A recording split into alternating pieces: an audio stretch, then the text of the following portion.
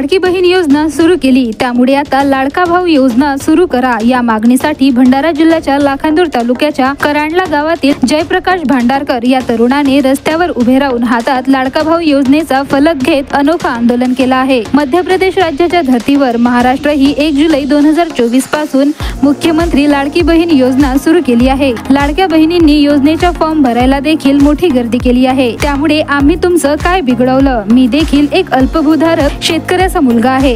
माझ्या घरी फक्त वडिलोपार्जित 6 एकर शेती आहे, त्यातही 2च भाऊ आहोत।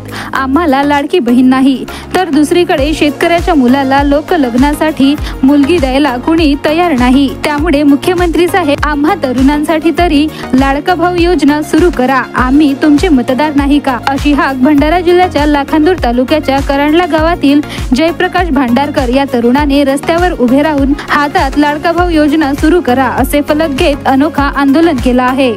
माननीय मुख्यमंत्री साहेब, ज्या पद्धतीने तुम्ही महिलांसाठी लाडकी बहीण योजना काढल्या, त्या पद्धतीने आम्हा शेतकऱ्यांच्या मुलासाठी सुद्धा लाडका भाऊ योजना काढावी।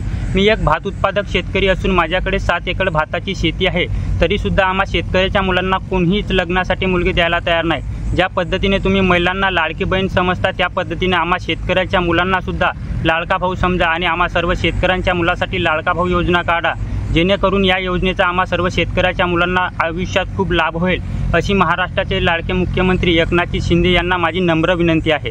तर जयप्रकाशच्या या अनोख्या आंदोलनाचा व्हिडिओ सोशल मीडियावर चांगलाच व्हायरल होत असून नागरिकांनी देखील त्याला साथ दिली आहे। त्यामुळे जयप्रकाशच्या या अनोख्या आंदोलनाची दखल मुख्यमंत्री एकनाथ शिंदे घेतील काय, हे पाहण्यासारखं असेल।